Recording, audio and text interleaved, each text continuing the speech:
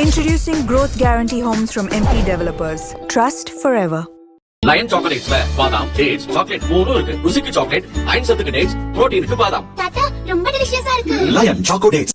இலங்கையில் கடந்த 1983 வெடித்த இனக்கலவரம் மற்றும் உள்நாட்டு போர் காரணமாக ஆயிரக்கணக்கான இலங்கை தமிழர்கள் அகதிகளாக நம் நாட்டிற்கு வந்தனர்.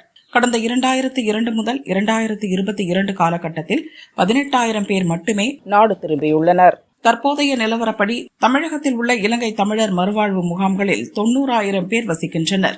இந்த நிலையில் இலங்கை தமிழர்கள் நாடு திரும்பும் விதிகளை தளர்த்தி அந்நாட்டு அரசு நடவடிக்கை எடுத்துள்ளது. இதுகுறித்து அந்நாட்டு பார்லிமென்டில் பொது பாதுகாப்புத்துறை அமைச்சர் ஆனந்த வஜேபால விளக்கினார்.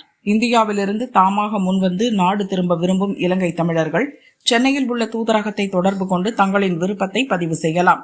கடந்த 2006 ஆகஸ்ட் 1க்கு முன் பாஸ்போர்ட் இன்றி வெளியேறிய இலங்கை நாட்டவர்கள் மாநில புலனாய்வு பிரிவு மூலம் பாதுகாப்பு சோதனைக்கு உட்படுத்தப்படுவர். கொலை, தேச துரோகம் போன்ற எந்த ஒரு தீவிர குற்றச்சாட்டுகளும் இல்லாதவர்கள் தற்காலிக பாஸ்போர்ட்டுடன் நாட்டிற்குள் நுழைய அனுமதிக்கப்படுவர்.